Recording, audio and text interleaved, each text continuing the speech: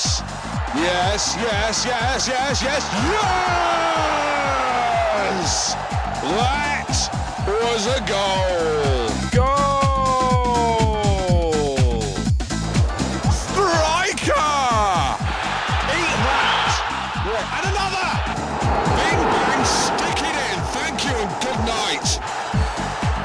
Twat! That was liquid football! Shit! Did you see that? He must have a foot like a traction engine. Goal! Hello everybody, it's your old friends at Monday Madness and welcome to another episode of the Liquid Football Podcast, where we're recapping anything that's happened in the wonderful world of football over the last couple of weeks. And well, let's be fair, we're a bit spoiled for choice on the international front this week, it has to be said, especially if you're like ourselves and Irish. What seemed to be a hopeful and pleasant and optimistic trip to Prague turned out in heartbreak, as is often the case for Irish teams in football.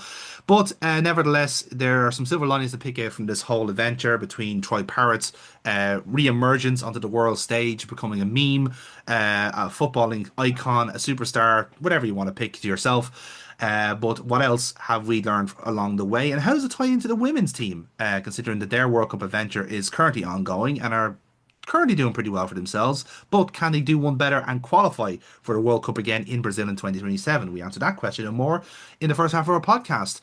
Our winning 11 mini game is on a similar theme as we go back to the year 2002 for a match that is very much a part of Ireland's tapestry in the World Cup. And for the second half, we're going into the, I suppose, one of the bigger headlines outside of international football, which is the departure of Mo Salah from Liverpool and how and why that is happening, especially in terms of the run into the end of Liverpool's season.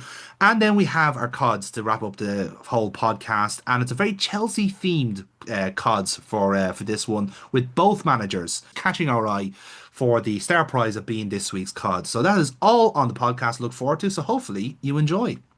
Goal! So, as you may have guessed from the distinct lack of hype and buzz around the intro to this podcast, things didn't things didn't really go well for Ireland last night at time of recording. Um, but it was, I can only really describe as a roller coaster of a qualifying campaign. Like, oftentimes is not a roller coaster. It normally might start off with like a dizzying excitement of a 0-0 draw against the top seed of the group, and then an embarrassing away loss to the bottom seed of the group, and then it just kind of trundles away into mediocrity from there. But it was certainly a for that briefest glimpses of hope and of delirium. It looked like Ireland were going to make it to the World Cup this year, and it's sadly not been the case. But as we're about to discuss, Bert Bot, I suppose like there are. I'd like to think there are some silver linings we could take out of this whole thing, from the whole, I suppose, journey, if you want to use that kind of like, LinkedIn term, for what this event. Well, I mean, yeah, it's a bit of a LinkedInism, all right, but it is kind of appropriate for where this team went to over this whole group, because it started off really bad. Like, in earnest, it started off really, really badly with the loss in Yerevan, and then suddenly just turning it around with a double win against Portugal and Hungary to set up this chance from Yeah. last night. So I suppose we were all watching it live. So can you chart your blood pressure from minute one to minute I 125? was not watching it live. I was out training with a very angry coach after our defeat midweek. And so, as to punish us for our Mm, terrible performance, we were actually kept out on the pitch for extra time, um, to work on some tactical issues that were found. And then she realized, oh, they're getting more distracted by the fact that they're missing the match, and this yeah. tactic session is not going to plan. And then we were let home. So I saw from pretty much the 75th minute till the 85th minute. Right. And I was like, we are defending with our lives here. This is Mm, great. And then I got into the car because I was, or sorry, got out of the car. And in that minute that I was leaving the car to get into my house, I got a notification that we have conceded. And at mm, that point, I'm in my house. I am near the jinx. Yeah. I can't I can't be at fault for Ireland crashing out. So I snuck into my house and hid upstairs to watch extra time. Mm. I was found by the jinx. The Yeah. jinx I then sent out on a wild goose chase to put bins out and then locked the back door, but the jinx still managed to get back in. And so I did my patriotic duty. You It did may your have best. affected our relationship, but I think I'm justified. Um, However, it was not enough. No. And I will say watching extra time in the middle of a domestic is Stressful. Yeah, it's stressful. stressful. Yeah. Yeah, But no, that's I fair. will say just like okay, in all seriousness, I think that some of my key players in that extra time. So obviously I didn't see the whole match, Mm. but Jimmy Dunn I thought was fantastic out on Mm. the wing. He genuinely put pressure on the Czechia's back line, which I couldn't see happening from anywhere else. And the overall standard of play was kind of typical of Ireland, kind of pass it around the backs and hope for a long ball that can cause a bit of kerfuffle. Mm. Um, but when it got down to the penalties, that's when I really felt sick Yeah. because from I had like obviously in between full time and extra time, I'd seen some of the highlights and I'd seen we were lucky. Czechia were also lucky to sort of fantastic saves, Mm.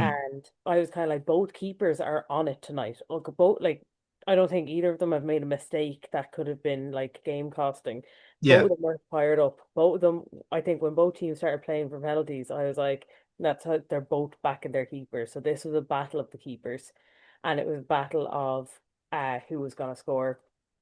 And yeah, look, the selection of for penalty takers, I'm never going to uh, berate anyone for stepping up to take a penalty, especially in this circumstance. But Mm. I do think our standard of penalties was quite poor. Yeah, there was kind of a story made about the fact that they didn't actively kind of go out of their way or certainly not publicize the fact that they were practicing penalties. Because I believe like I think it was a kind of a line in most of the check-in kind of media in a sense that the check-in team practice like their penalties every day of their camp. Even before like in terms of like Mm, even in the qualifiers and stuff like that, they did like a rally of penalties like per match. I was like, that seems a bit like overkill, but I suppose like if you're in a qualifying group and it does come down to a penalty, you want to know who your strongest guy is. yeah, And I think like Czechia in a weird way has the same theoretical problem as us, where they have like a lot of strength in one position and then nothing in another. So all their strength is up with their forwards, and they're like kind of defensive midfielders, but then they don't really have anything out wide, or like their center backs are fine in a sense. They have a strong yeah, domestic league, and that kind of helps. Um, I suppose when you on your point there about kind of individual performances, yeah, Jimmy Dunn I think was like he started in really really well for Coleman, who to be fair had a very good match for what he could do. Like as I said, the guy is he's on the far end of his 30s now at this stage, and especially with his injury record and the fact that he doesn't play regularly enough now for Everton at all, yeah, the fact that he was able to rock out for about 105 minutes thereabouts was pretty good. yeah, Same with Ogbene. Ogbene had a very good game. In fairness, it was the outfield ball for most of the team for the most of the game, and again, it's the Ireland team. We have to kind of make good with what we have, and Ogbene is the only player we really have in our panel, let alone in the team that's able to do that for us. If Ida or Kenny were able to play a bit further out wide, yeah, he'd be able to do something like that as well. The player that kind of struck me the most out of the game was actually Malumbi, funny enough. yeah, yeah, You know, and like I'm not the biggest fan of Malumbi. Like I'm of the opinion that our central midfield is one of the weakest in Europe. And it's not Malumbi's or anyone else's fault for that matter. It is just that we just have a dearth of talent, like mm, in that kind of position. Josh Cullen is great, and Malumbi is great, but compared to like all the other midfield, like yeah. Malumbi and Brown and Cullen are perfectly serviceable players, but compare them to Rice, Anderson, and or Imagine Zubamendi this and Marino. team It's with not. Declan Rice in it.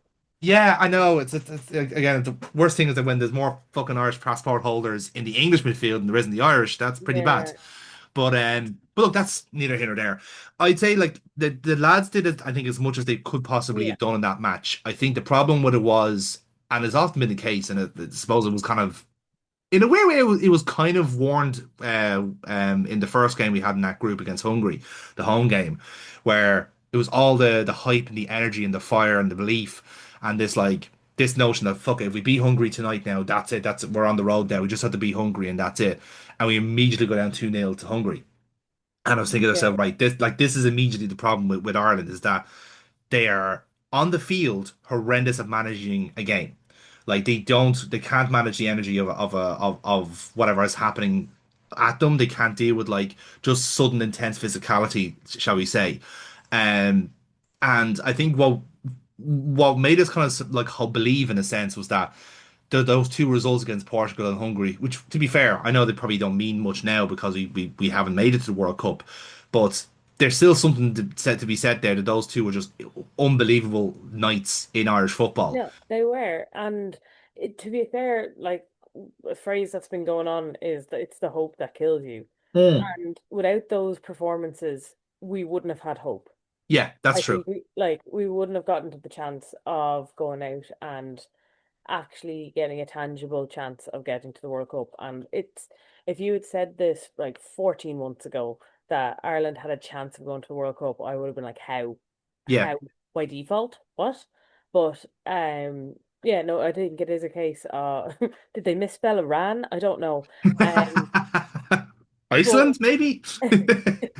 but like yeah, no, the fact that Heimer has been able to get this team likable Mm, again, that there was such a severe drop off in turnout at Aviva.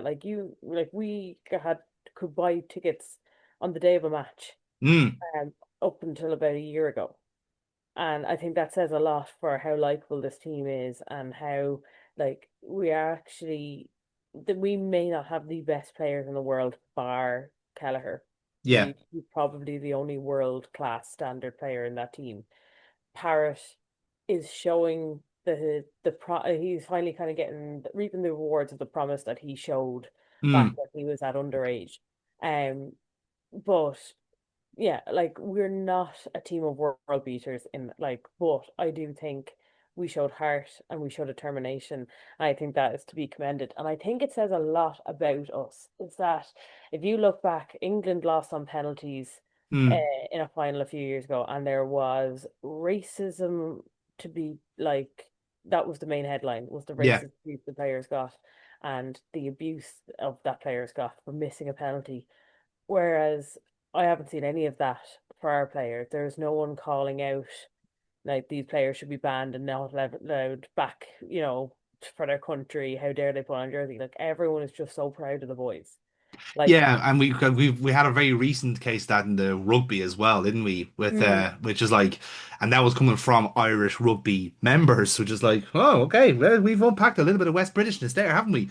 but You know, like maybe I am just being sheltered because I'm not on Twitter anymore. But I genuinely I was kind of I didn't even have the dread that these guys are going to get some abuse.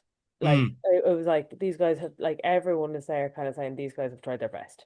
yeah, We know what we are. We know we can fight hard. We know we can dig deep, but sometimes world class is going to beat us. And I do think that stood out in the penalties. Like you can tell those Chechen players had practiced penalties. mm, They were really, really unstoppable. Like even Creevin Keller getting a hand to the first one, like he read where it was going to go, but it was just enough power. People will say, "Oh, maybe he could have had a stronger hand." No, he was doing well to have judged where the ball was going, let mm. alone get a hand to it. The power that was on it was just it's a good penalty. So, and that's what a good penalty is. Even if the keeper can get to it, make it so that it's too difficult to stop. Yeah, Um, it's funny you mention that because obviously you have kind of unique experience on that being a goalkeeper yourself. So like put us in the kind of proverbial boots there. Like if you're like you are the goalkeeper in a penalty shootout, like obviously a lot is made now about the fact that like you can run the stats on people with Yeah. like being able to be called left, right, and center. Now you don't necessarily have that luxury to do that. You're kind of a lot of yours, the kind of like situation has to come down to the games ownership of it. So, Yeah. so put us in that kind of scenario, like because you've obviously like had to face penalties before in some respect. So like Yeah, what and can't shoot what do out. you have to do in that situation? How do you beat Kelleher in this equation? Oh well, I'm definitely not comparing myself to Creeving, but just in terms of he had faced a penalty already in the match, which then puts a unique perspective on it as well, because Mm, now there's a bit of mind games. Is the player going to go the same way that they did? And mm, like he was beaten as well, but again, it was a good penalty. Um, is he going to go try the same way? Is he going to try and trick him and send him the wrong way?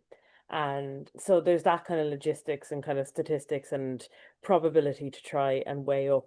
And then you've just got to read the situation. I do think the fact that Czechia won the toss and picked the end, yeah. that was a huge, like, I'm sure everyone's been talking about the sirens that were being played. Mm, Like, I feel like that is an absolute joke. Like, whatever about booing and chanting, that's fair enough. But I think like playing noises like that, like a siren, especially when you know someone's players have been taken off to hospital, I think it's mm. poor taste.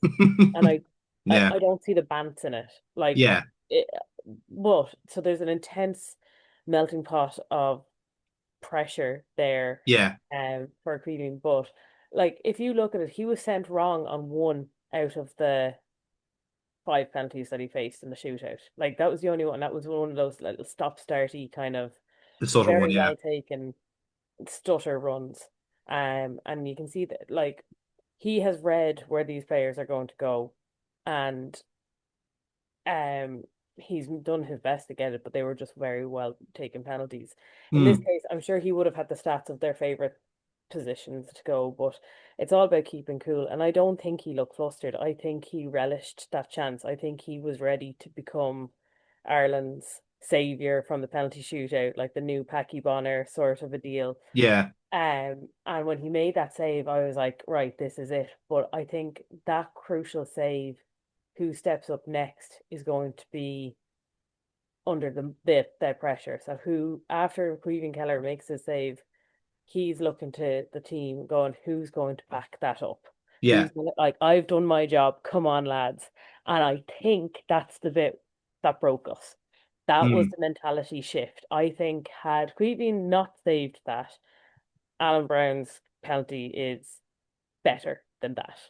It's that's an interesting thought, isn't it? Because that I feel like that's kind of been a reoccurring theme with the qualifying, isn't it? Is that when the team is in kind of like a winning position or certainly in a good state, good phase, they kind of almost don't know what to do with it in a weird Mm, way. Because even with the in the Portugal game, where Portugal, let's be fair, were abject, they were really, really bad. Um, and now that's not to say that they were completely they had their kind of pants pulled down a little bit by Ireland, which they did. in But terms of even then, work like rate, they absolutely did. yeah, yeah, absolutely for sure. And yeah, you could say they kind of lost their composure, they lost their nerve a little bit, they got they bottled it, whichever way you want to describe it. But certainly, like I'm even mindful of, say, the in the Hungary game, it was in the away game, I should say, we were always behind it to a certain respect in that match. We were Hmm. always fighting up to draw level. And it was literally just because of like the last kick of the game, Hungary literally would not have been able to reply at all Yeah, in yeah. a weird way. So we had no chance to lose it in that respect. Hmm. But like listen, that's stuff that like it's almost impossible to work on. Like that's down to the individual players. And again, they're not too far removed from being in that kind of like that similar kind of qualifications with the Stephen Kenny era where like all of it was a kind of a glorious failure where Hmm. they're playing lovely football and they're developing great as human beings and as players but they're getting nowhere fast they're Hmm. nothing to show for it in the end like finishing third or fourth in a group is does nothing to help you as a player unfortunately. Yeah. I just yeah, another shout out just to Darrow O'Shea. I think he was tremendous last night. Um, I think it's kind of a foregone conclusion that Ireland centre backs are just class. Yeah, Uh, but I would have always had a question mark over him. He's been known for a blunder. Like I've seen him live a few times, and if there's been the odd kind of big boo boo in a match. But Yeah, look, it's the same about Collins as well, though. And to yeah, I think Collins' that's credit more now, for Brentford than for Ireland, though. I yeah, think Holland that's for true. Ireland is a different beast. But yeah, no, I think it was a great shout out. Like like he was everywhere in that extra time. Again, this is where I'm focusing most of my analysis on because that's what I was watching live, and that's where I was like, "Go on, O'Shea!" And Yeah. I think maybe if O'Shea had been taking that next penalty because he had had the form and he had had the match Mm, after Kelleher's save, if O'Shea or someone who was on that kind of a high like Collins, like mm, I think they would have had the yeah, I can do this kind of vibe. Like if I'd had the match Dar O'Shea had, I yeah. would have been stepping up with confidence to take that penalty. So it's just look, these are things in hindsight, and I'm sure Tammy Smodics was meant to be taken. I believe he Uh, was, yeah. I think he was meant to be like one of fourth or fifth in the sequence. So I don't think Brown was actually meant to, like, I think the way Heimer described it was they had like seven, a list of seven yeah, basically. They were guaranteed penalty takers. So it was basically five from that seven. To be honest with you, I hope that Kelleher was one of those seven because like he can take a proper penalty himself now to his credit. Like the yeah, League Cup finals kind of proved that a little bit. But yeah, but I suppose yeah, like yeah, like the way I look at it, I think there is like there's certain things you can certainly take away from this from not the check-in game because I think hindsight will probably tell us that we kind of lost that game by our own volition a bit. hmm Um, again, where there's a case where like this team as a whole just weren't ready for the big stage, or because again there was nothing to say we're going to beat Denmark on Tuesday either because I think this is a different beast altogether and the amount of history between Ireland and Denmark when it comes to playoffs, and it doesn't always bode well for Ireland in that respect, yeah. uh, if at all. So there was a few goals to kind of exercise there as well, but yeah, I think just I think when the second goal went in, I think the immediately where went into a bit of a kind of a dream stage and thought like that was it now they're through. Um, but as the game went on, I think as the game went on, I think the heads dropped a little bit. They were just starting to get out muscled from the majority of the pitch. Really, when Sushak came on, and they took off Chori up front, that check-in team was a totally different beast. You know, it's almost like having a 40-year-old midfielder is bad Yeah, for your maybe. work rate. Who knew? They never told Coleman that. But either way, like that's the like whether it was the tactical changes or again if you compare like what players they were able to put on the bench, like you know they were like Czechia was able to put on two new strikers and their national captain, whereas we had to bring on Robbie Brady, who had a pretty poor outing, and Alan Brown hmm ended up missing the crucial penalty. So there's, as I said, like it's impossible to talk about squad depth when it comes to Ireland because like there is no depth. You know, we're dealing with such a small like pool of players to begin with, and if they're not playing in kind of like lower league kind of like English setups, then they're playing in slightly higher like league clubs, but they're not playing at all. So you have a horrible mix of of players who don't play, and then those who can't compete at a higher level. So it's really awkward, you know. Um, but I suppose like it's what kind of positives or what kind of silver linings would you take from this whole kind of adventure? Because um truth be told, we had a lot of players missing from this check-in game. Like it could have been different if you had Ferguson and Cullen available. Absolutely, Liam yeah. Scales, of course, was suspended and stuff like that. Yeah. Out of the whole kind of qualifying campaign, like do you see something in this Ireland team that we may have seen, say, back in the kind of Mick McCarthy era or Jackie Charlton era? Like, is there something there that we can kind of grab onto for the next adventure? I would say we have a team of that are more similar or more akin to the Jackie Charlton era because they're just in terms of these players are playing in and around the second division in Mm, English football or in lower league European leagues, but they've got that fight in them and they've got that tenacity, which mm, in all fairness to Heimer, like I didn't think we'd see from these players. So I do think he's got them singing to his tune, and it's work rate, it's teamwork, it's belief, and that's something that in the last few managers we haven't seen. Different from the Mick McCarthy era in terms of Mick McCarthy had world class players, mm, like world class goalkeeper, world class striker, world class midfielders like Duff, Keane, um, Robbie Keane as well. Yeah, both Keanes, yeah, to be And fair, yeah.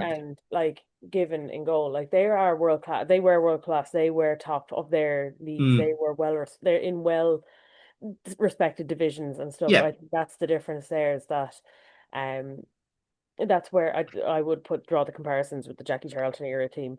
yeah. But what have we learned from this? I do think it's the belief. It's like Sky have a whole campaign of belief in the women's team, but I think that can also be put across to the men's team that like Mm, um if we like put the effort into the lads, and I do think um the style of football has improved. It's like it is a lot of hoof it long and hope for the best, but there is some technical like Jimmy Dunn, I was genuinely impressed with his touch, and like I obviously hadn't seen Coleman mm, um for much of the game. Like I saw bits and pieces of him, but like um I was genuinely impressed. I will admit I don't know Jimmy Dunn at all. If I put him up in a lineup, I wouldn't be able to pick him up. But he he really impressed me last night just because he was coming on for someone who is world class mm, and or was world class at his peak. yeah, And he came on and I genuinely was like, this guy has there's not been a noticeable drop in quality, which mm, when as you mentioned about our bench, like there can very often be that notice, and I think that's good. I think having people off the bench and having depth in positions where before we wouldn't have had is a big thing. And just to, I suppose, just going forward with this squad, we don't have a whole lot of them aging out. mm. Like Brady, Brady and probably, Coleman are the big ones, really. yeah. Yeah, But I'm like after that, like his little cameo that very much impressed me. I'm like, okay, Coleman, we have maybe not a ready replacement, but we're working on it. yeah. You're not allowed to retire just yet. But I think going forward, like I think at our youth systems, we've got some good players coming through. The under Mm, 21s are doing very well in their qualifying campaigns. Like as in performance wise, maybe the results haven't gone their way, but I do think that's where the kind of the future is and the kind of the hope is that mm, there is going to be like-minded, dogged, determined players coming up through the system that's going to break into the senior team in the next few years, and it's going to seamlessly replace who's there. yeah. So I think that's where we've got to focus, and that's where we've got to keep the positivity from. Yeah, I think that's fair. I suppose like I'm kind of the same kind of opinion as you in terms of like in a way where I think Ireland have kind of got their identity back a little bit. In terms of an age and I think Hamer has been a kind of very big part of that. Like I wasn't like I like with a lot of us, I think we were very critical of like how long it took the FAI to just make it a fucking appointment, you know? Hmm. And conventional logic would always tell you, oh, we have like what Irish coaches are out there that would take this job because obviously there was so much talk about the likes of Carsley, Duff, Robbie Keane himself, Stephen Bradley, all these people kind of being kind of like dicked about with the FAI a little bit, and so was John O'Shea to be fair as well. And for a while, it was like John O'Shea was the manager, then he wasn't the manager, and then he still kind of was the manager, even though Heimer got the job. It was Yeah. very weird stuff going on. But I think to Heimer's credit, I think what I'd say is that he has definitely tried to identify what Irish football is strong at and what it's weak at. Um, he's kind of taken a very, what I'd say, quite a scientific approach in terms of and actively kind of saying, okay, this stuff didn't work for me in the Nations League. I'm not going to do that again, type of Yeah. stuff. So by the time that the World Cup qualifiers came around, and yeah, it didn't really click until the return of the game against Armenia, really. And even then, that was a like needlessly stressful 1-0 win against Armenia. It was like, I suppose, like the fruits of that was shocking enough. Just give the ball to Troy Parrott and hope for the best. And lo and behold, the best happened. Um, but in terms of like what like again, if we're being cynical, we'd say what are our strengths? Our strengths are our defense and our forwards. You know, we got like a good abundance of strikers, and granted, not all of them are in form, but they're there. You know, if ever Evan Ferguson gets his career back on track, you've got a front line of Parrott and Ferguson with someone like Adamida and Johnny Kenny backing them up, which is a pretty solid front four. And that's a front Hmm. four we never really had before when you think about it. It's like, Yeah. again, closest would probably been the Jackie Charlton era, but again, it was very much like, who do we got? We got John Aldridge and Quinn. We might be able to put Sheedy there. We might be able to put Whelan there. You know, to do a job for us up front type of stuff. But we never had that kind of like that packed depth in one position. And again, same with the centre backs, where like a lot of our strength is in our centre backs. Um, and again, that probably isn't a surprise in a sense because that's just the type of players that we actually do manufacture. Like we do generate quite good wide centre backs. So no shit, let's play a back five. Shock horror. You know, the fact that that we have the luxury of say, actually no, John Egan can stay at home, or Jimmy Dunn is like fourth or fifth choice. Where in some aspects, like they could have been, starters in that sense. So okay, our midfielders are not the best, but what can we do to elevate those midfielders? And I think one thing that's really impressed me about Hallgrimsson since he's come in, and maybe it's his recency bias talking, but he's the first Ireland manager in a long time that's actually gone to watch league games and to Yeah, understand how the league works, what the players are good at, how far away are they from international level. And to his credit, he has panelled out League of Ireland players since the little mini row with Bradley. He's yeah, actually said like Bradley, to his credit, had been kind of like like speaking very positively about the League of Ireland standards, and so with Damien Duff as well. To be fair, um, so between the two of them, I think they've kind of got through to Halgrimson a little bit. So you are seeing the likes of of Matt Healy, Dawson Devoy, Josh Honahan since before he moved to Lincoln, getting panelled and getting to that point where he'd be there to be considered. And who knows? They might end up in the game against Macedonia on Tuesday because I think that'd be a good opportunity for them. But I think that's his next step now is trying to see can we bridge that gap now between the National League and this national team hmm because in the women's side is a bit of crossover, but that I think has a lot to do with the fact that this is just even smaller the catchment of school, players. yeah, You know, but even then, I don't think the standard is that terrifically far away either. Especially if you have a professional player that's able to absolutely muller the league here and just stay on form, they could make a good squad player. There's nothing to say they can't.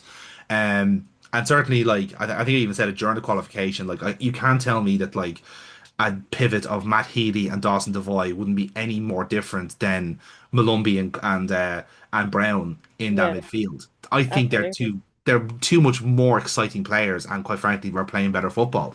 You know, but we kind of lampposted there a little bit, but we'll talk about the women's team as well because obviously their World Cup qualifiers are happening now at the moment, Yeah, and they've had a kind of a similar like meteoric rise. Like I don't know if it's like rise, what you like sudden like jump up from where they were because while this podcast wasn't happening, they had the double header against Belgium, which for those uninitiated, the women's kind of qualifier is basically everything doubles as a Nations League setup. So we're in a Nations League setup as say like League B. We finished second in that, and then UEFA kind of give everyone a chance to jump up a league through a playoff. So we get drawn against Belgium. If we beat Belgium, we get into League A, which basically gives us a ridiculous like opportunity to qualify for the World Cup. It's like a golden ticket in kind of like playoff equivalent. yeah. And we I, beat Belgium is over is two a legs. It was incredible. Yeah, but just on that, it is one of the most complicated setups, and fair play for explaining it succinctly like that because I was kind of sweating when you Mm. mentioned talking about the women's, and I was like, Yeah. oh, I'm not entirely sure, but that is one of the things that um Carla Ward has kind of brought to the team is Mm. that we are playing a mix of good football. She has tried to come in and change. I said one of the things that when she was brought in as manager, she mentioned that the feedback and kind of the media feedback and the player feedback was that the style of play and style of football wasn't what they wanted. So Yeah. she made an effort to kind of come in and change that, and instantly the results were shocking. Like Mm. because the team were not able for it, and the other teams just ripped us apart. But we've kind of got it back on track, and like that, I didn't think qualification was possible anymore, and then this new Nations League setup has come in, and we did brilliant against Belgium. And then the hope was there, and now we're in this top tier, the League A of the Mm. Nations League, which Mm. means we're up against the best of the best. And as far as the results have gone, we have been so unlucky. Like Yeah. um, it has not been, oh, we're going out there just to make up the numbers. We are going out there and causing stress and strain to the teams, and we have been unlucky to concede a fluky goal or unlucky that's, France have just fucking firepower from every angle Yeah. and are launching rockets that Courtney Brosnan gets unsighted for. Like it is, we have not been playing badly. We've been playing very well, and we've been unlucky. But like I think the way things stand, there will be another playoff situation Yeah. on the horizons, and I think that's what we have to aim for again. But that whole thing of bringing League of Ireland players up through the ranks and getting them game time, or not even game time, but contact with the team. Uh, Mm. for years, the playing for your country was kind of the given for you to be able to go and play abroad. You had to be seen to be playing international football for you. And now that's actually coming back into it, but for like a better reason. Like you can go and get scouted because Mm. you're coming up and like the league is still light years away from professionalism and stuff like that. But some of the quality of the youth coming through the league, they're getting fast tracked and they're going to the academies in the UK the way the men's kind of leagues had done it over the years. And the idea now would be for the FAI to stop that being the case. Yeah. Um, and try and keep them as homegrown and develop their own like really strong national league here because we do have the players for it. And Mm. so it's a case of actually allowing them to flourish and grow. Um, but uh, yeah, Carla Ward has gone to some of the League of Ireland women's matches as well, just kind of, or at least part of her background crowd has. I'm No, pretty sure she was at no, one. she has. She has. We were at the The shot Rovers Rovers. Piedmont game there on Saturday, and she was at that game as well. So Yeah, yeah. um, So I think she was scouting like certain players in particular. But yeah, it's the same difference. Like it's a the key thing is just seeing the national coaches actually attending the matches, being based here domestically. Like it sounds stupid and stuff like, but we've had absentee managers for years on both the yeah, men's and women's side. And again, the fact that like it shouldn't be seen as a novelty that the national manager comes to watch the players, because again, I think it's important, especially because the FEI's kind of current thing is trying to uplift the national both national leagues to a standard that will bridge the gap between international level and, shall we say, our kind of and where we are now at the moment. Like, in a weird way, it's easier. It's probably there's less barriers in terms of the women's side, just because like just generally the women's game is growing in all directions. hmm So all that really needs the Irish league to do is to give it a bigger kick up the hole, and it'll get there faster. But as I said, you can't rush these things either. But yeah, I agree with you on the point of what Carla Ward has done with the women's team. Like I think really the issue that we had, because we've been down this road before with the Nations League draw, where we gone to League A, like got like naturally kind of got home with a little bit because we're against the best teams in Europe, and the good luck that the bit of good luck that we got in the World Cup qualifiers against the likes of Scotland, I think kind of paid us back a little bit against Wales, where pretty much the exact same scenario happened, but it was against us. And again, that kind of says a lot about us, where we were kind of perceived to be the favourite in that match as opposed to Wales. Um, so we've been down this road before, but the question is like, okay, what did we learn from it? And what we learned from it was that you can't get by with just being agricultural about your football. You actually have to play something a little bit better. You do have to be able to step up and put teams away, and especially when like a big team comes into town, is to play a style or to play a system that really fucking annoys them and really yeah, gets under their skin. And again, the Belgium game kind of demonstrated that, because that Belgium team really, I'd say, were bulling to lose against us at home, yeah. especially the Oh nature my that they God, did yeah. as well. Yeah. But again, it was because like there were players put in the right places of the pitch. Chloe Masaki being put at left back, so hmm McCabe was released. Emily Murphy now kind of dovetailing with Kyra Carusa. I think that has been a brilliant kind of tactical thing that I don't think any of the other like people involved in like from kind of like managers past would have thought of, because Murphy is playing so low down in the league pyramid. Like she's playing with Newcastle, who are not even who are WSL 2 at the moment now, but like they've only just got promoted into WSL 2. Yeah. So, and again, she's like scoring like 20 a season, which is fantastic. But it's not the goals that she's kind of providing, it's the work rate, it's the pressing, it's all these Mm. different things. It's making the team play better. Um and now you've got the likes of Megan Connolly coming back into the fold now. The defense is starting to settle now a little bit after like post Fahy and Quinn. So Yeah, like now, that is a major shakeup that I don't think yeah, Carla Ward is given enough credit for. yeah, Like she came into this team and you have what a wealth of experience. Caldwell, Quinn, mm, Fahy, three of our four major centre backs all retiring within a few months of each other. yeah, And that has been a huge level of stability taken off. Now, Aoife Mannion and Patton had been kind of in and around the squad, getting bitty minutes to kind of get mm, them integrated into the team, but like they have stepped it up. I do think Mannion has lost a little bit of pace just with some of her reading of the ball. But yeah. again, it's up against France, who are one of the speediest teams. So like I don't really blame her. Um, but yeah, they are extremely capable and they're fantastic backline in themselves. Anna Patton is young, and to be as Mm, young as she is and to be as good as she is, like her ceiling is incredible. But then we've got the likes of Stapleton coming from League of Ireland yeah. and honestly bullying some of France's best players. Um, oh, it wasn't in the French game. Sorry, um, The it was Dutch a game? Belgian game, wasn't it? Oh, the Belgian game. Yeah, sorry. Yeah, yeah. Yeah. Anyway, anytime she's come in, like there's a little bit of an experience there, but she's extremely young, and there's only like she's got such a high ceiling to reach. I do Mm, think that we've got some good ones in there, yeah. and that yeah, Well, no, that's a good point as well because like that is a good kind of good evidence of the production line actually working for League of Ireland because if it wasn't Jess Stapleton, it was also Izzy Atkinson who came from yeah, DLR, I want to say, or no, she was there. She had a somewhere along the way that I can't, which is one of the clubs along the way I can't yeah. remember.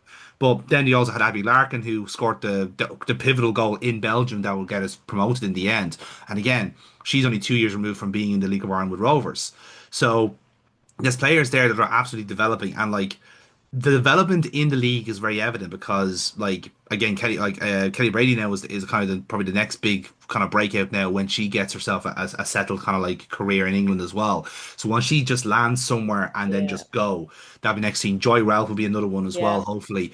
And again, these girls are all still playing in under 21s and they've got a good bit of kind of structure around them. Again, it's not great structure, but it's better than nothing, you Do you know? know, do you know what? Like there should be that kind of developmental squad. Like I don't think there isn't an Ireland under 21s competitive team. Yeah. That you look at the England Lionesses and their model of things is that everyone comes through the England setup Mm, and goes through the under 21s like Michelle Alyamang for England like got into the senior squad based on her form with the under 21s, yeah. and I don't think she should go back to the under 21s, but like she's at that like, before ACL anyway, she was at that level where she was like ready to burst down that door in a Mm, packed line of forwards for England.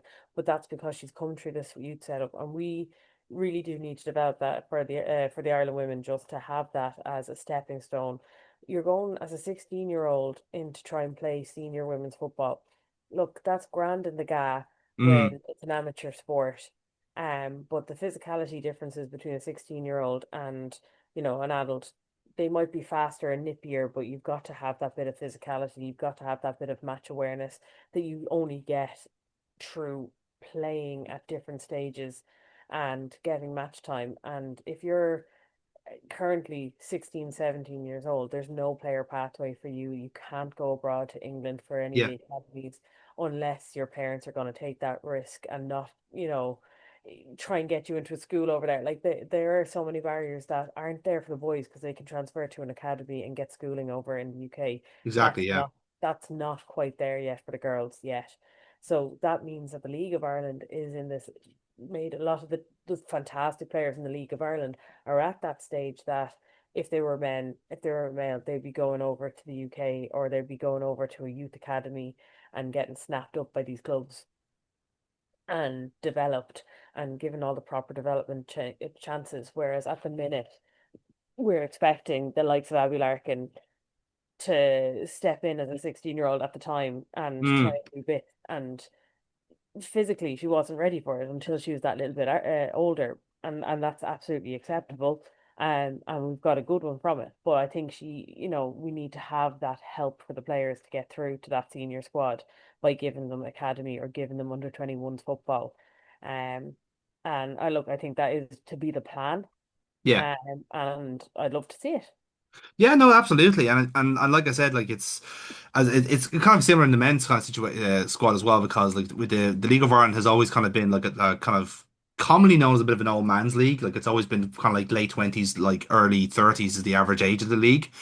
And it's only recently now are you seeing players that are kind of booking that trend, like Owen Elding and Mason Amelia were the kind of famous examples last season, and now. Especially from what kind of like speaking selfishly, we got Victor Vuna and Michael Noonan now playing kind of very regularly enough, and they're still like 17 or 18 themselves. Now Victor is obviously kind of future is already settled. He's Arsenal bound regardless of the situation, and realistically Noonan won't be too far behind them either. It's just a matter of Mm, where as opposed to when.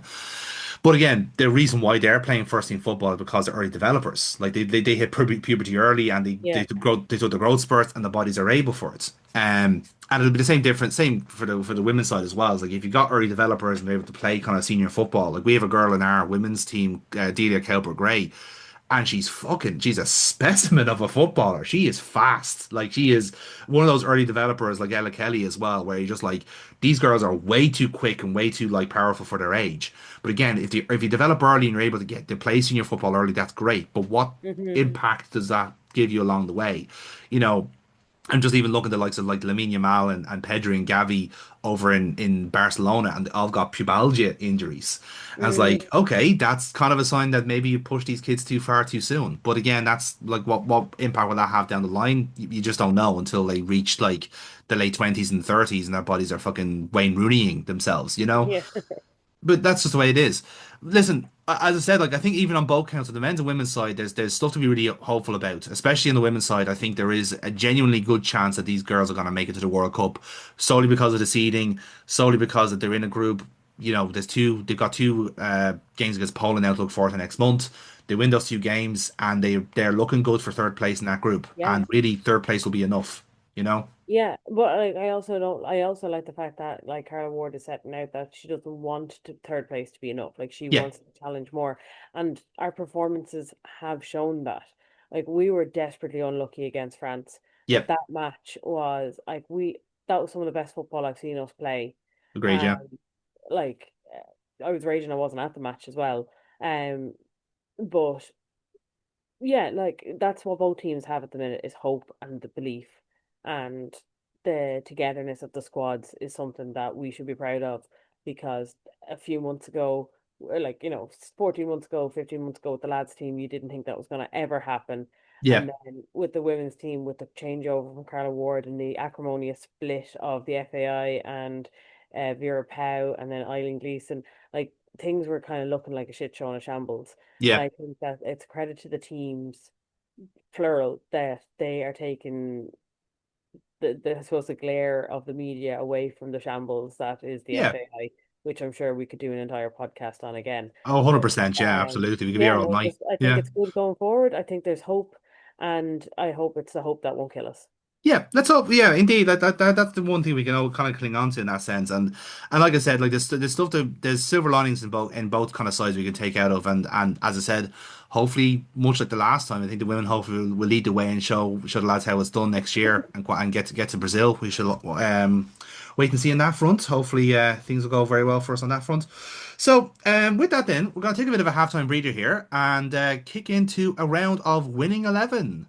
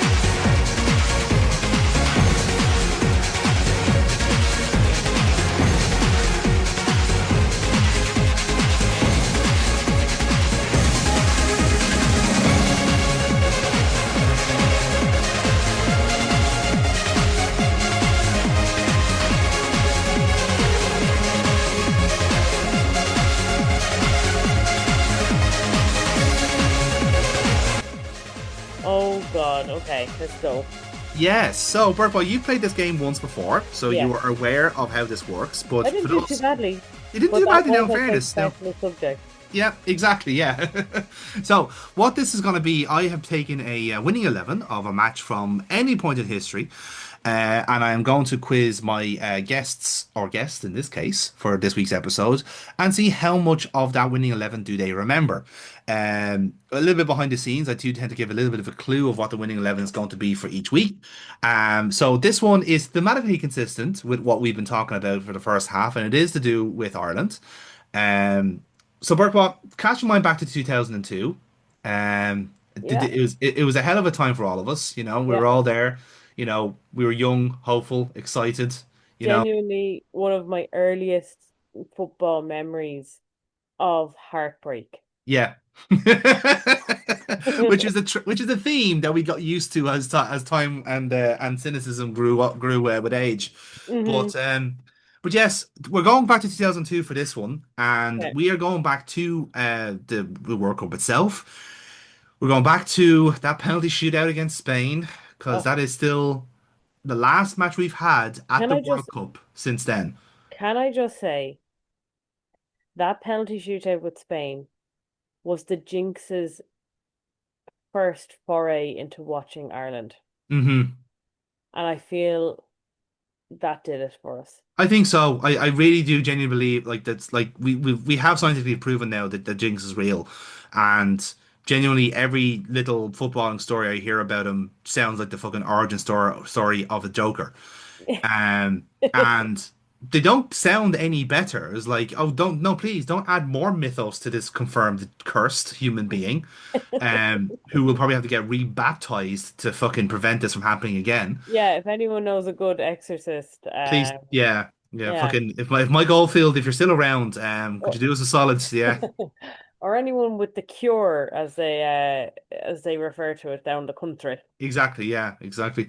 So this winning 11 is going to be the 11. It's not quite the winning 11 this time. I've cheated a little bit this week, but this is the Oh, I want you to try and guess the actual 11 who played in that 2-2 draw against Spain, the match we'd end up going oh, out on penalties. right.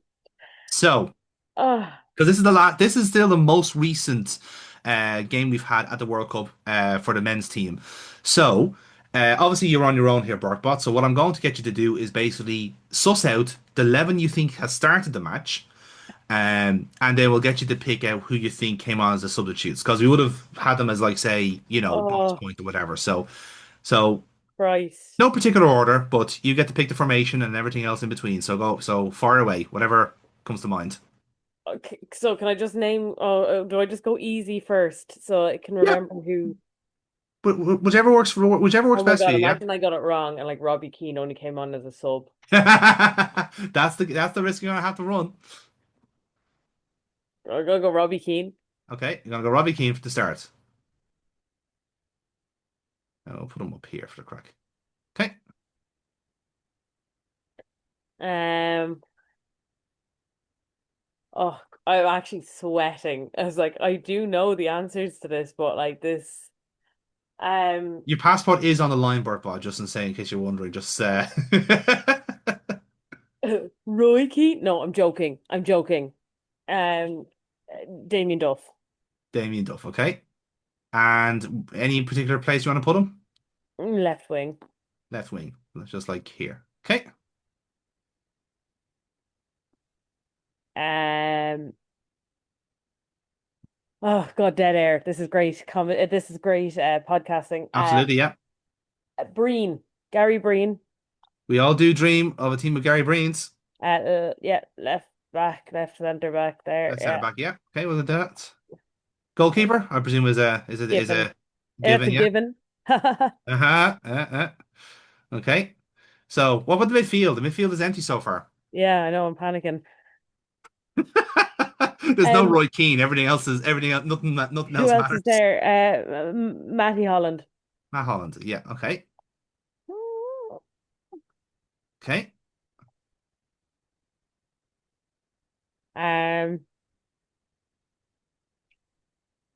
Any fullbacks? What have we got for fullbacks so far? I was actually thinking Breen was a fullback, but now I'm Well, we have him down as left centre back, so you can move him to left back if you want to. But if you're happy to keep a centre back, we can do that as well. So mm, I'm actually sweating now. Um, this is um, fun. I'm having a great time here. yeah, okay.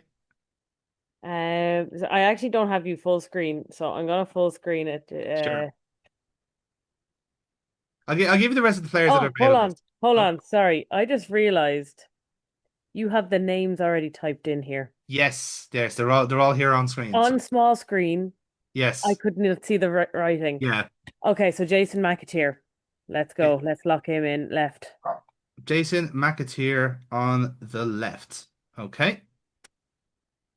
Um, Now Stephen Reid did play a big part. Did he start the game at right back, or was that Clinton Morrison? Hmm. Okay. Hmm. So I'm gonna go. Um, I'm gonna go Clinton Morrison right back, Clinton Morrison at right back. or like on the right. Sorry. Oh, on the right. Sorry, I'm with you now. Sorry. Okay. Okay. Ian Hart. Ian Hart. How many do I have? Well, you're very left-sided so far, so you need to put some players on the right-hand side. See, this is as a left-sided midfielder Yeah. at the time. Stephen Reid. Stephen Reid. Okay. I am clutching at straws here now. Was Richard Dunn playing back then? Either way, or I'll throw Richard Dunn. Dunn in centre back. Okay. And where are we at now? So we're looking for one more player to complete it, because then Duff would be kind of put in the midfield then at the minute. Steve So Finnan. Like this, people are gonna be screaming at me. okay. So Stephen, and so we think he's might kind of maybe further up the field, like maybe Yeah, here perhaps. yeah. Okay. Right. So let's rejig this into a setup that makes sense. So we think No, I that don't think. I am very much. okay. So actually, you know what? Let's make this a bit more sensible. So right. So this is what Burtbot thinks was the starting 11 for Ireland against Spain. So we have Shay Given in goal. We've got a back four then of Ian Hart, Gary Breen, Richard Dunn, and Stephen Reid. And then a midfield then of Matty Holland and Jason McAteer. Dovetail with Damien Duff and Steve Finnan. And then up front then was the duo of Robbie Keane and Clinton Morrison. Okay? You happy to lock that in? Any change you want to make before we go? Or are you happy out? Look, I'm happy to find out how wrong I am. Okay. Well then, here we go. So everything that you got right is going to flash up in green, in yellow for you. So start off with the obvious ones. But hey, Ian Hart, Gary Breen, Shay Given, Matty Holland, Steve Finnan, Damien Duff, Robbie Keane.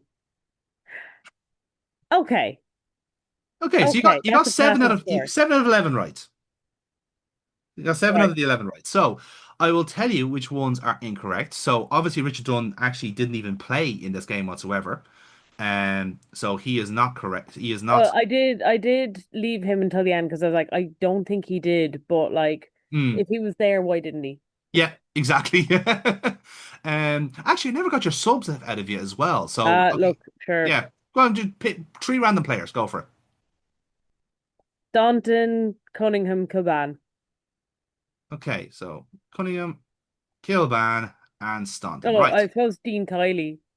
I don't think he came on as a sub anyway, as we did like two keepers for it. So, right. Let's see. Does that change things a little bit? No. Ish. So Steve Staunton actually started the game for a start, Okay. right? At right back, Stephen Reid did not feature in the game at all. It was actually Steve Steve Finnan who was Finnan. at right Yeah. back. Yes. So this all starts to make a little bit more sense. You did, however, get Kenny Cunningham right as a substitute. He did come on halfway through the game. Okay. Um, so the midfield, so Trigger did not feature in this match at all. Oh. But the partner in midfield was actually Gary Kinsella. Ah. Okay. See, Gary Kinsler was my top scorer in my FIFA '02 Yeah. on the He was a Game bit of Boy. a bit of a baller back in those days, to be fair.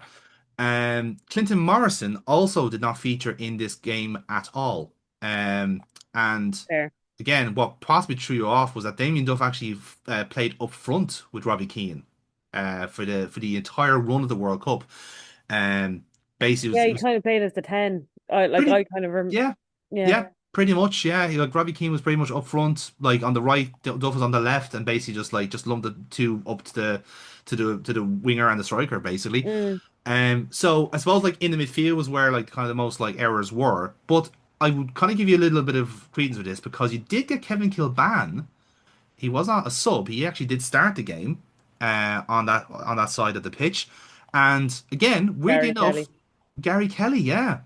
So there's actually two right backs on the pitch for Yeah. that match, which is very, very strange.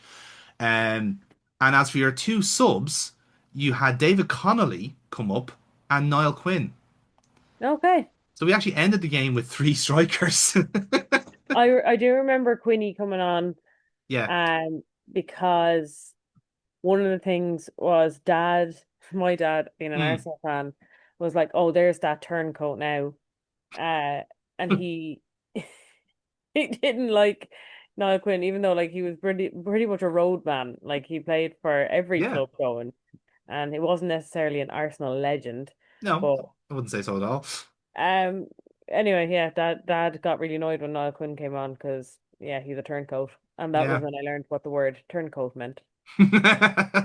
It never say that watching an Ireland match is not educational for kids. For the vocabulary you learn during a match as well, no less. It's funny how that works, isn't it? Yeah, but Um, look, considering how sweaty my palms were trying to recall this, um, yeah, I'm pretty happy with 7 out of that's 11. pretty good. Yeah. That's pretty good. Yeah. In fairness, as I said, it was 2002. It's a very deep cut. So Like no, forgetting the two Garys in midfield, I do think is understandable. And but yeah, like the fact that Steve Staunton started that match, that is shocking that I didn't remember that. I think I because think we his lived through the era Steve as Staunton boss era of has management. spoiled Yeah, we kind of my blocked him out full stop. Like, yeah, yeah, yeah. I think I think we can justify that one to be fair. All right then. So that's our winning 11 for this episode. So for the second half of our podcast, I think we kind of have to deal with the kind of the biggest news story coming back into the Premier League season because obviously the international break doesn't matter to the English press because they have already qualified, the hard bit's over, and there's only so much laughing at the Welsh and the Northern Irish that they can do on national television before it counts as bullying. So a lot has been talked about the yeah, okay, I'm belittling it a little bit, but it is a bit of a bombshell that Mo Salah is leaving Liverpool this season. Um, hmm Particularly about considering it was a 2 year contract that he signed previously, and the kind of like incredible like season he had the year before. For him now to certainly basically just kind of part ways with the club is a bit of a shock. Now, I think in context, it probably isn't that much of a shock. But I'd like to hear like what as an outsider, as a non-Liverpool kind of fan, what have Hmm. you kind of made of this whole situation, Burkball, from the outside looking in? Okay, How do you so see from it? the outside looking in, just to start off with Mo Salah's season so far, um, look, he has not been the threat he once was. His game time has not yielded any sort of threatening statistics. And like as an Arsenal fan, yeah, Liverpool were definitely at the start of the season one of the teams that we were most worried about, obviously, as former champions. Hmm. Um, like this was going to be, we were kind of expecting a bigger test from Liverpool pushing us for the title than we have got. And that has been down to the Mo Salah effect, but Mo Hmm. Salah effect being as poor as it is 100% down to not the age curve, not that because he still has that explosive speed, but like that man has lost his best friend, Yeah. and that has made every decision, uh, that has made every uh, instance on the pitch like is been overshadowed by that basically is what I'm Hmm. trying to say. And the English press being the thing, the insidious shite hawks that they are, Hmm. they th- that's very much being forgotten. and Yeah. he's not been allowed to have an off season, and I do think that that's part of it. Look, Mo Salah signed the contract extension a few years ago. I'm not sure, I can't remember how many years ago, but like recently enough. And it was very much being debated in the press. Was this a good move? Could Liverpool make money on it, get a bit of money back from him, Mm. or keep him until he runs out of contract, a longer contract? They chose the sentimental option and kept Salah, and now this is what's happening. Like, he's Yeah. leaving at the end of the season. I don't see why anyone's surprised. He's not been in good form. His best friend, or one of his best friends at the club, is no longer at the club for under tragic and shocking circumstances. He has won everything he has had to win with Liverpool. Why wouldn't he go? Yeah. Like, sentimentality aside, I think that sentimentality is now tainted by the fact that Jota's no longer there.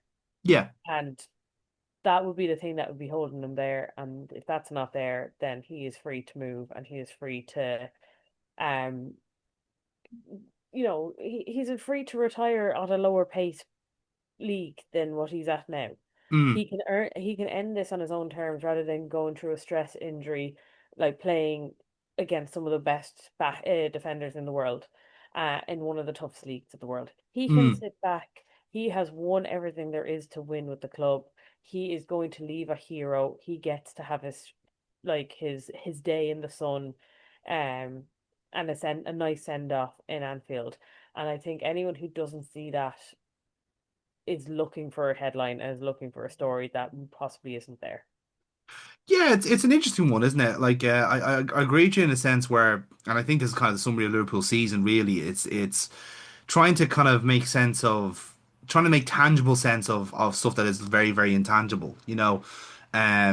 Because we ultimately nobody really knows how much of an impact Jota's death has had on the Liverpool squad, and I think we said this the last time we talked about Liverpool in the last pod, probably the pod before, where you look at the team at the moment and you're trying to figure out, is this a structural problem? Is this a tactical problem? Or are the players just not really kind of there in terms of like just their mentality and their attitude, and just they'd rather not be playing football right now. They'd rather just be left alone. And again, the timing is horrendous because then they're just expected to show up for the World Cup Yeah. then in the summer as well. And I think it's very telling that a lot of the senior players that have been there, the likes of Robertson, the likes of Van Dijk, the likes of Salah, they're the ones that have had particularly bad seasons. And it's not a Yeah. coincidence either.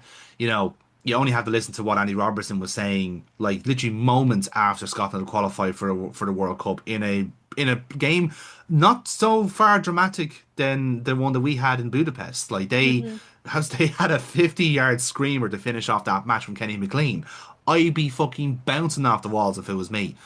But the first thing that Andy Robertson says, talking to the BBC, is that he couldn't stop thinking about Jota going in the lead of the game. Like he is literally he is the Scotland captain and he is Yeah. going to the World Cup. This is a huge fucking achievement considering there was a good long time where Scotland were in the wilderness in terms of not getting into any major tournaments, and now they're making a habit of it. And it's thanks to players like Robertson that are able to do that. But again, it shows you how the mind kind of works when it comes to grief in that sense, especially for like elite athletes and for elite footballers that are kind of mollycoddled quite a bit And anyway. But something like sheltered. this, you Yeah. can't mollycoddle. You can't engineer this out. You can't coach out grief, unfortunately. You just have to make it part of what you do and make it work for you.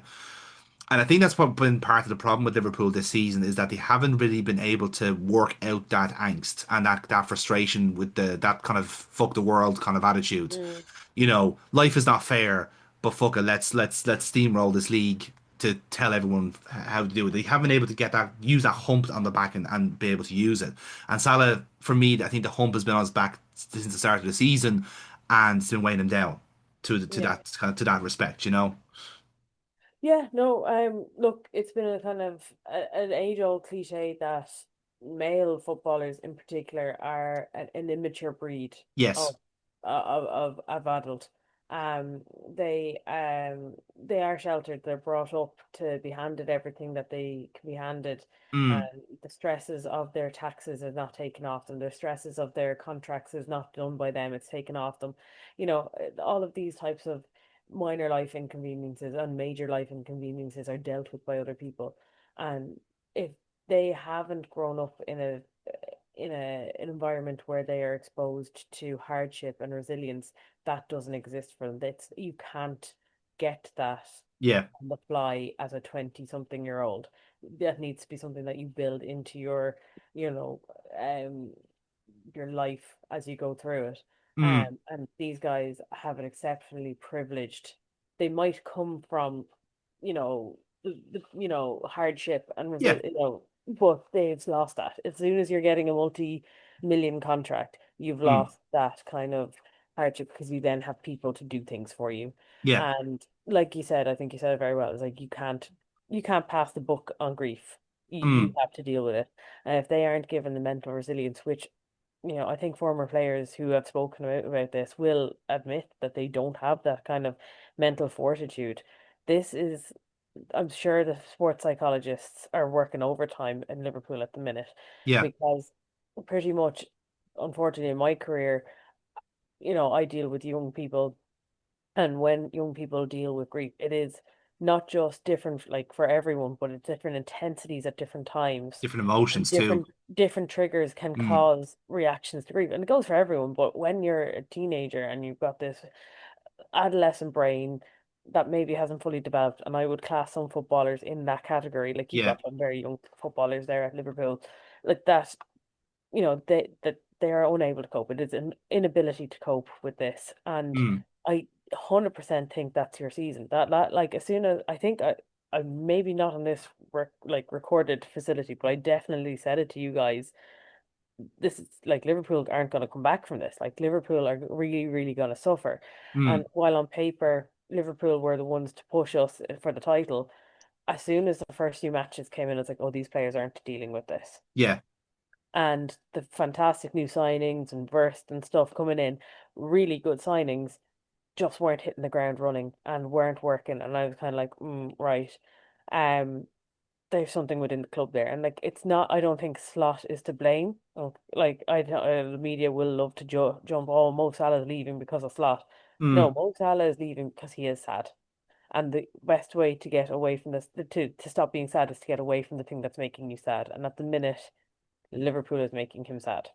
Yeah, I think that's I think what's going to be the discussion point about this is the question of why, because obviously people are going to be drawing parallels to this situation and Trent last year, where realistically Trent's issue last year was that, as I said, I think he had just ran the his length at Liverpool, won everything he needed to do and wanted to do something else, and realistically, if he's going to Real Madrid, it's because he kind of wants to kind of expand his kind of like stuff outside of football really and do what Beckham did. And this is true. Like he has been investing in kind of certain different things and in kind of putting his capital into places and things. So he's going that way with it, and he's trying to use football to do that. Perfectly fine. I don't have any issue with that. That's his prerogative. He doesn't know us anything as a football club.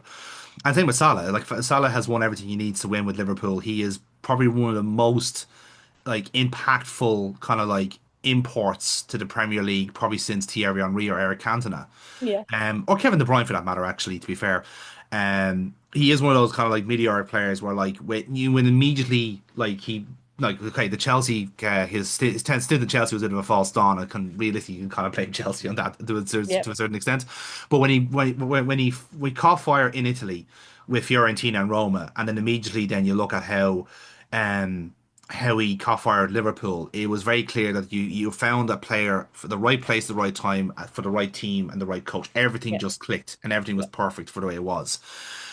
And I would say, and again, this is perhaps someone who's been kind of watching Liverpool through kind of gritted teeth all season, is that yes, there's a definitely an aspect of where the Liverpool team have been suffering because of the kind of weight of what's happened over the summer with Jota. But I do think there's also a percentage of it where this team can play much better football if they're allowed to play better football. Um, like I would say, like again, I'm not a psychologist, so I don't really know like what kind of shows up on a football pitch. Like the lack of communication, I can understand in terms of like just not like you're like mentally not being switched on or you're out of position and stuff like this. But the stylistic choices being made for that Liverpool team when it comes to how they play and their build up and their decision making, and more critically, the stuff that they're told not to do. And I think that's a coaching aspect of it. And that stuff I think needs to be kind of cross-examined more. And I think with Salah's issue is that he is still around while the team is being rebuilt to replace him, is the difference.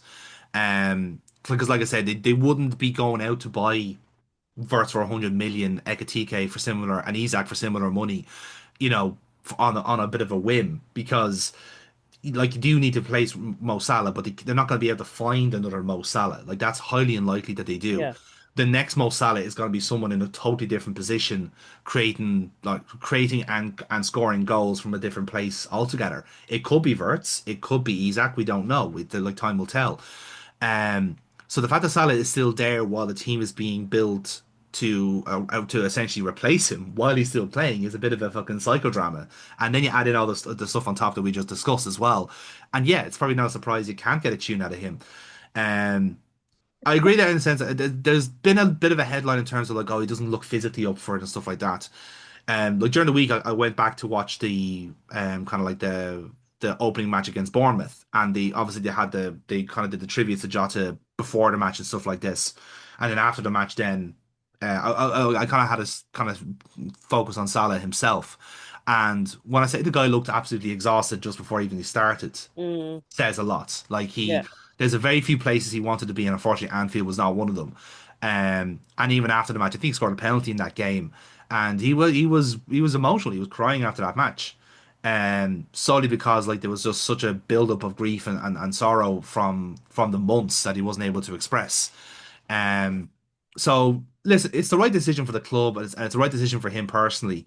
Um, but I will say I do think it hurts Slot's case that two of the kind of like marquee members of the Liverpool club, take away from the Klopp aspect, for just Liverpool club in the last decade, have both looked at him and said, "I don't like this guy." You've had now with Trent, and you've had it with Salah, because Salah had the spat in the over the season, over the summers or the winter, I should say, with Slot, and it seemed to kind of cool down a bit when he went to the African Cup of Nations. Um, like ultimately, it has to do with Salah being benched, really. And unfortunately, Liverpool have kind of put themselves in the position where his options to replace him are not great at the moment. Yeah. Like Slot doesn't like Chiesa, no reason why. Doesn't like Jones, no reason why. Loves Gakpo, even though he's pretty fucking terrible at the moment. And again, it could be the same thing where these players are just probably a bit too much expected of them or whatever. But either way, it's such a clunky outfit at the moment, and whether this news now of Salah leaving actually makes them like buoys them a little bit, like there's a bit of closure, a little bit of anticipation, something to move on for. Because like I said, Liverpool are like Man United in that respect, where like certain rules don't really apply to these clubs. They will do their own sentimentality in their own way, and they'll do Yeah. their own kind of like what rival fans I would imagine find very very annoying. The whole kind of like insular part of it, like oh Liverpool are doing this grand farewell for Klopp and now for this guy and for that guy, and like why can't we have our farewell for uh, Yeah. our young player? That sort of stuff. I can understand that to a certain degree. But they're gonna do this as well. They're gonna try and send off Salah in the best way possible. And unfortunately, I think the best that Liverpool will do this year is fifth place. That is their upper limit now, which is a big climb down on what they were hoping to do this season, even after what happened with Jota. But it's on them now to try and kind of find a way to make that work. Um, it will certainly be interesting to see how this affects the last few games of the season. I don't expect them to last long in the Champions League or the FA Cup for that matter. I think April's going to be a pretty fucking cruel month for Liverpool, and I don't think May is going to be any better. So we'll have to wait and see in that sense. I suppose like to kind of end the segment, like what kind of like lasting legacy would you have again as an outsider looking in for Salah? Because again, as an Arsenal fan, he scored quite a lot of important goals against you, so you're probably delighted to see the back of him a little bit.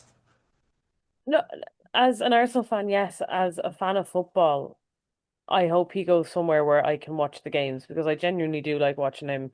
Mm, I have no animosity. Usually, when someone is a prolific scorer against your team, you kind of learn to hate them. But yeah, I can appreciate that the player that he is. And the player, like, and I say is because I do think he still has it. yeah, Um, I do just think he needs a bit of a fresh start. And again, like, it sounds ridiculous saying like, oh, but he's old, but like he's not, he's still got miles in the tank. Like, barring some bad injury, and I hope he doesn't do that, but I Mm. hope he gets to retire on his own terms and playing good football and get the happiness back. You look at the likes of Santi Cazorla for Arsenal. Yeah, it's He a good didn't get example actually. Yeah, because he's he still playing at 41, isn't he? yeah, but like he left the club after a stint of like his one of the worst injuries I've ever heard, Mm. injury recovery stories I've ever heard.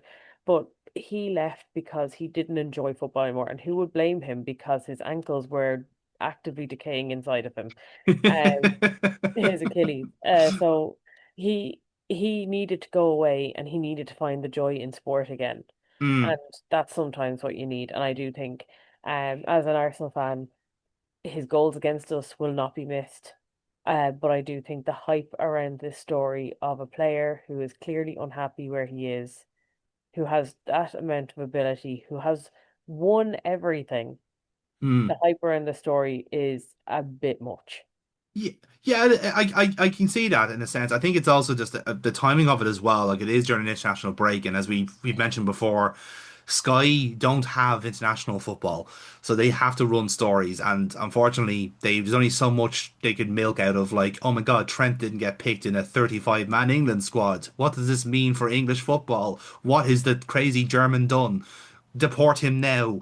Mm, It's like there's only so much shit they can print. yeah, So this was kind of a nice, well needed tonic for all their kind of like, pundit slash analyst slash YouTuber kind of crew to kind yeah, of to try decipher. and get the clicks and the headlines from.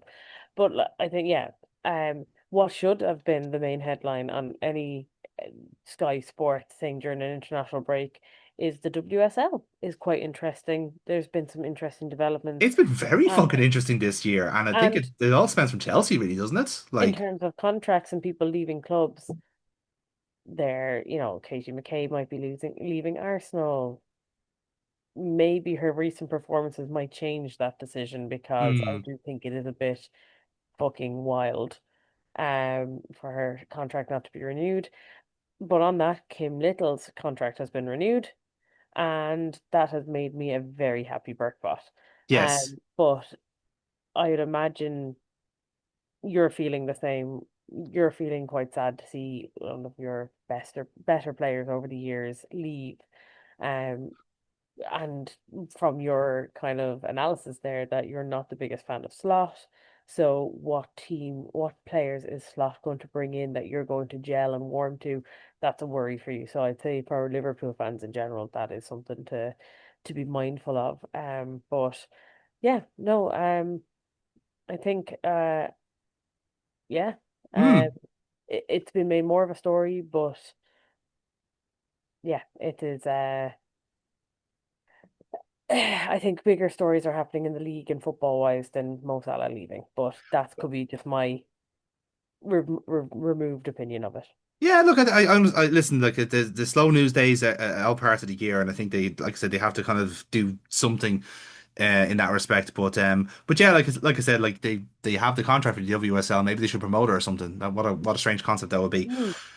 Funny how that works. Yeah. And not have the game times at ridiculous times of day and Yeah. have all the matches on at the same time, so you have to choose between which match, even though there's a relegation battle that's quite interesting, and a race for Europe, which is quite interesting. Well, the sheer fact that like Chelsea have fallen off is like is a story in its own right. Like That this would bring me impervious to my Chelsea team. cod. Well, do you know what? What a link that is. Let's go right there now.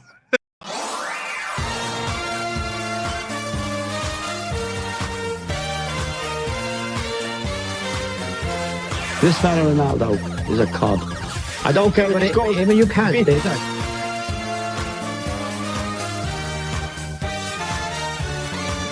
And you seem exceedingly smug about the idea of people, kids particularly.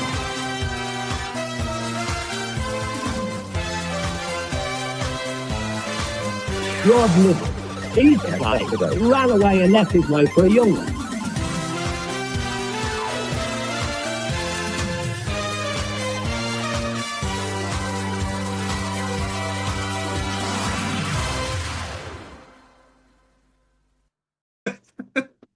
So, Um, hand the so cards. Go for it. okay, so originally when we were having this chat, the preamble chat during the week of who was available for the podcast, I Mm, had Arteta set in my sights, but then I assumed Neil would be on the call, and Neil would go with Arteta and his bizarre decisions in the Carabao Cup final. Um, and I kind of cooled my cooled my anger for that, even though I am still quite angry about it, and some of the decisions were fucking wild. And mm, starting Saka, who is so bad for him. Anyway, I'm going to skip on to what I assume you all presumed my cod would be my jinx. mm. But however, it's not. My cod of the week is Sonia Bonpastor, Oh, the okay. Chelsea women's manager. Um, Arsenal played Chelsea in the Champions League in the first leg of a final, and uh, just some of the decisions being made by the club are obviously out of Sonia Bonpastor's um she has no control of. Mm, Things like selling players. But what she does have control of is player management and injury management. And some of these players are being forced to play while injured and making injuries worse, and it's just leaving her squad a bit depleted. mm, Um, and just her comments, she makes these headlining comments, which I'm sure Sky could jump on if it was a male manager making these comments mm, about her own squad and about the league. And I I just think Chelsea have had a bad season. They had a great season when she came in. Everyone was worried how they would cope with Emma Hayes leaving, and Emma Hayes had left Chelsea in a great spot. And mm, Senna has come in and kind of dismantled it to make things in her own likeness and in her own play style, and that's absolutely fair enough because it worked so well last year. With an asterisk, mm, they won, and but they did not play well. And I don't think any Chelsea fan can kind of fight me on this point. They mm. won 1-0 stinky matches against Everton. They got fluky um last minute equalizers against teams. They Yeah. ground out the win. And look, that's the style of champions, and that's fine. And then the players didn't like playing that style of football. And that was kind of clear. You can see them getting frustrated. And then injuries don't help the squad morale. Mm, But this season, she has kind of doubled down with playing her style. She's spent so much money. She's brought in Alicia Thompson. She's brought in replacement for Buchanan. Like, she's got Khadijah Buchanan back. Like, all of these phenomenal players back, and the squad are just not playing good football. Like, she's got yeah. all this talent, and she's getting them to play Tony Clueless football. Mm, That's like giving Pep Guardiola squad to Tony Pulis. yeah.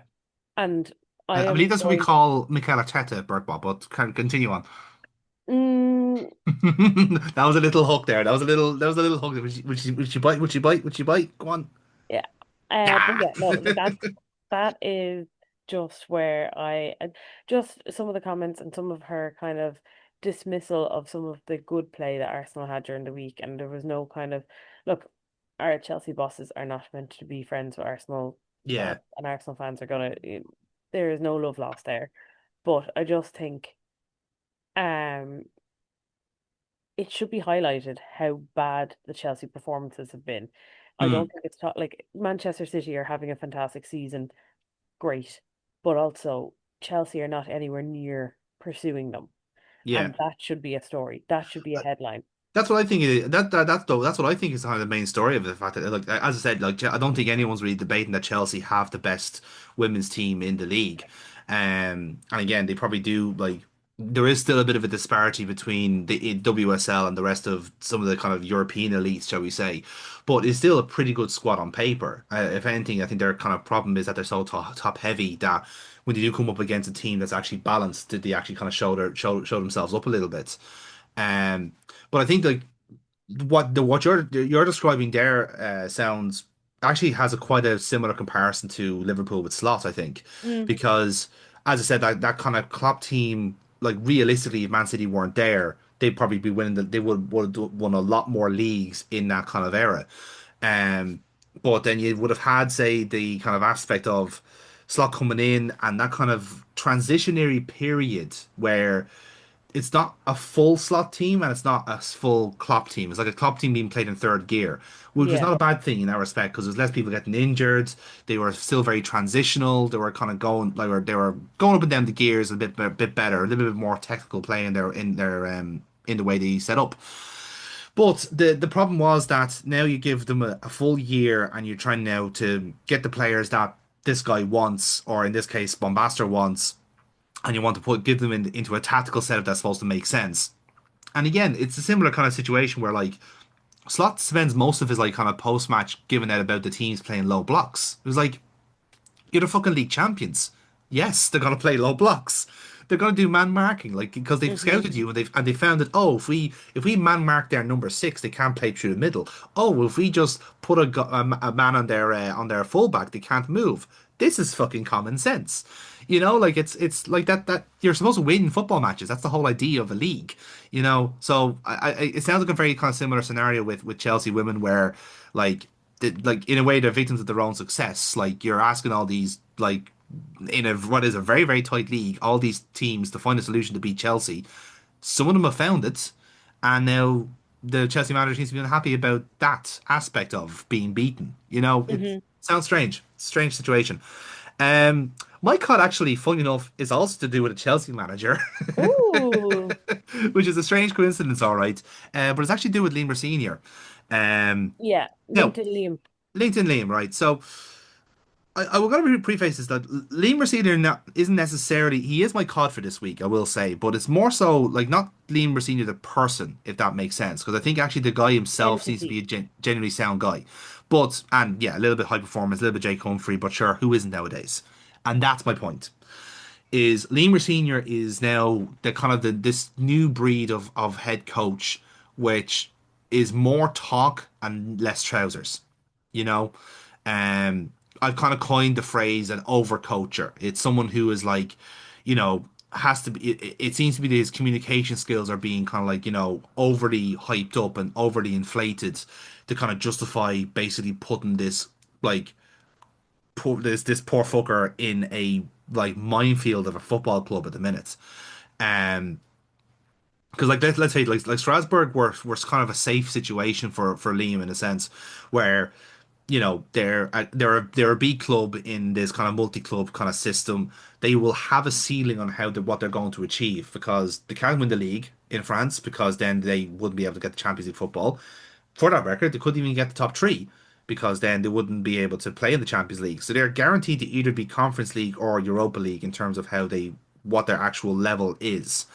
Um, and that's obviously pissed off Strasbourg fans to a certain degree. But what it does allow for is for people like Rossini to come through and to basically play some like aesthetically nice looking football, stuff that looks kind of like style wise, where you hear they're playing well, but then you look at them and go, actually, they've got gaping holes in their defense. But don't worry about that. He sounds good when he's talking about it.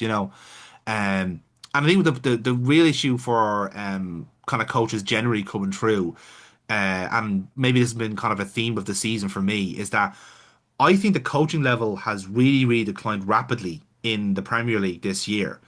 Like I think the part of the reason why you're seeing the midfield kind of consume the top six a little bit, and where like the Spurs are actively potentially getting relegated, is because all the coaching talent is kind of aggregated across the league.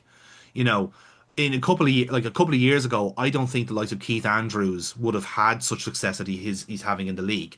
In the same way that I don't think the likes of Fabian Hurtzler would have been like permitted to be a child managing a football club. But I think it's because there is now such almost like a fetish for like these kind of young managers. We need to find the Mm. next guy, the next this, the next that. Whereas there's something to be said about just getting the manager who kind of knows what he's doing. Like again, Spurs is not a great example here because Thomas Frank would have been that guy who knows what he's doing. But as that's kind of been kind of like discovered, it was actually Brentford that was platforming him better as opposed to anyone else. But like your Marco Silva's like managing Fulham to a fairly competent kind of like mid-table like position. He's just ticking all the boxes. But he's never going to get a big job. Same with Eddie Howe. Newcastle is probably his ceiling as a manager. Likewise with David Moyes and Everton slash West Ham. Nuno, famous example as well. There just seems to be a dearth of those kind of managers that actually have like not only a clear tactical identity, but just actually manage to play the team well. Guardiola is obviously going to be on the way out now, and he's likely to be replaced by Enzo Maresca, who, to his credit, got this Chelsea team fucking playing brilliant football after a while. It took a long time, but they got there. They beat PSG in the Club World Cup Championship. He had absolutely no right beating that team. No right. But what he did was find a solution that worked to beat that PSG team and rightfully got the spoils for it. The team that are playing now for Chelsea is a confused mess. There's just this kind of like this right balance of like team of players who don't know what they're doing in terms of their positional stuff. Their defensive cohesion is atrocious. Like I'm seeing players step in and out of the defensive line, breaking their own offside traps. And they're terrible from corners. Like they were absolutely torn apart by PSG in Europe before the international break. And the game against Everton was just a perfect example of like why there's no point playing like highbrow football when you can't do the basics, Yeah, And Everton do the 100%. basics very, very well. That's what they Like do. I'll just jump in there. Like you made a Sure. quip about Arsenal and Arteta like playing Tony Pulis football. What Arteta is like the other extreme Yes, end very of much so. of LinkedIn Liam of like everything is structured and everything is um uh Micromanaged. I think yeah he's micro. everything I think he's a everything he's a micromanager, not a macromanager. He can't yeah do coaching on the field in terms in as well as he does. Oh, let's change the steering wheel on the bus. It's like why?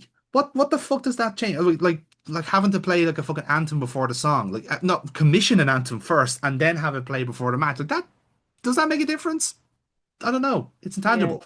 But you think it makes a difference and you talk up a good game. So like it's the same kind of thing where like those little stories, those little anecdotes of like mm, as you said with Arteta, like they will make circles in those kind of management spheres or sporting yeah director but spheres. yeah that's what I was gonna say. It's like Arteta would be like, here's all the statistics and this is how everything's working. He's like the big pitch, like this is like all of the detail in like to show off. Yeah. Whereas like I think Liam's kind of like of that kind of ilk as well, where it's kind of like, can I do all the paperwork to make it look like I'm doing the right thing? Like Mm. on paper, we are doing this tactic and this tactic, so we're great.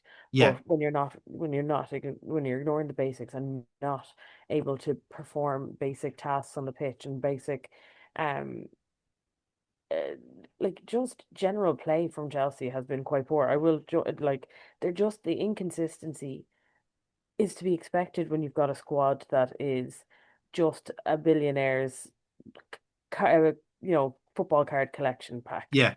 Like that's pretty much what it is. Like, oh, what can I get? Oh, I've got a shiny. Ooh, an uninjured Reece James. That's worth double. Like that's pretty much what the Chelsea squad is, and he Yeah. does have a tough job there. But he can go to this interview with the Chelsea board, like and say, "Well, we're meeting this target and this target and this target, and this is where we're doing this, and this is where it's all box ticking." Yeah. Whereas I do think the tactics is extremely lacking, and the kind of like look, they could turn around and it could all click one of the days, but I don't think Chelsea are the squad where that's going to work. They could do with an Arteta is where I was kind of going with Mm. that hodgepodge. He would hate it, but Yeah. he would need someone who would micromanage their every movement so that there's a bit of cohesion to their play. Yeah, Um, that's it's interesting just even like you look at those kind of like just when you know there's a coach in the wrong club, kind of way you look at it go like you are in the wrong place. Like to me, Lemur Senior is a Brighton manager. Like that's where like he would go over there and to do his like kind of like highbrow stuff and to do that kind of experimental shit that like De Zerbi got credit for and Graham Potter before him and stuff like this. And again, like Brighton is such a low risk team club to go to because they're not probably not going to get relegated. They're probably not going to get Europe. So you can just be pleasing on the eye for a year and platform yourself. The problem with Chelsea is that the Chelsea job is just far too big for a lad like Rosenior to go into mhm. because he is expected to win and win now. Like he needs to make this team into a winning shape and to get silverware this year. And he's only going to get that with the FA Cup. And I'll be honest with you, I don't think he's going to win the FA Cup. I'd like to be proven wrong. I think for Chelsea's sake, because they probably like would like to have like a domestic trophy now at this stage. It's been 10 years since they've had one. But at the very least, they're just going to be starved of that sort of stuff because I would be fearful for Chelsea that what's going to happen to them is going to be very similar to what's happened to Spurs right now. That it will just take a couple of bad decisions in quick succession, and then suddenly this bloated team of lads who are just confused and don't know where they're going are just going to spiral further and further down. I said this before with Maresca. I didn't really fancy him at the time, and Maresca won me back. But with Senior, he has to do the whole thing again, but also learn the job on the fly as well, which is part of the problem. Yeah. Um, I would be in agreement there, and that would be like a lovely thing for an Arsenal fan to see. Um, but actually, I'm just thinking of it there, like Sonia Van actually could do a job for the men as well, because she is that kind of a micromanager with the Yeah. sludge tactics, and like sludge football tactics that could do very well with them. But can we maybe come halfway and just agree Chelsea are our COD? To be fair, like there's nothing to be said that the job swap couldn't be done because I think Lemur Senior has been like very much like has like famously written articles about the WSL in the past. So like he seems to be kind of I'd say be up on board for it. Like if he Hmm. just did a little like like job Oh my God, experience at Amazon WS, would be right on that, like wouldn't job they? swap I for a think month. I think he'd be fully on board for that. Like in fairness, Look, neither team has anything to play for this season, yeah, so go for it. like, yeah, Yeah. That's it. And listen, it would make Blue Coat plenty of money and sponsorships anyway. So, that's essentially what they're there for. They're not there to win fucking football matches anymore. yeah, And sure, we haven't even touched the transfer ban that Chelsea got as well, which has kind of angered everyone in terms of like them avoiding the points deduction and stuff like that. So that we hadn't even touched that in terms of the COD. yeah. So yeah, I guess Chelsea does make the COD for this week between our two candidates. So they're the common thread, I guess. So yeah, we'll see how they go. Maybe they'll keep slotting the job just by default. We'll have to wait and see. But yeah, that's our pod for tonight, lads. So, Burpa, thank you very much for jumping on to this week's episode. Yeah, it's been Um, good to be back. yeah, absolutely. And obviously, it was a bit tough, a tough assignment for you this time around, considering everyone is living through their kind of clinical depression at the moment after Mm. our World Cup dream is over. But on the plus side, we now get to bitch and moan about how shit the World Cup is going to be in America. And So now we that don't is have to have conflicted feelings about the human rights atrocities. Yeah, I mean, I only I look at it's great. I only know one person who's going to the World Cup, so that's a start, isn't it? Yeah, That's great. Hopefully, he doesn't get fucking like deported or worse. That'd be great yeah. because we kind of need him for the rest of the season. So yeah, look, we'll leave it here, lads. On the next episode of our football podcast, we're gonna get stuck into the run-in, the last few little death stares of this Premier League season. We'll see Mm-hmm. how the Carabao Cup final affects Arsenal if they do at all. What's going to happen with the race to Europe, the Champions League? There's loads of shit fucking happen, to be honest with you. We're There's a spoiled for lot of choice. football. Yeah, absolutely. So until then, we'll see you for the next episode because of that. All of that was liquid football. That was liquid football. It helps when you stumble over the outro.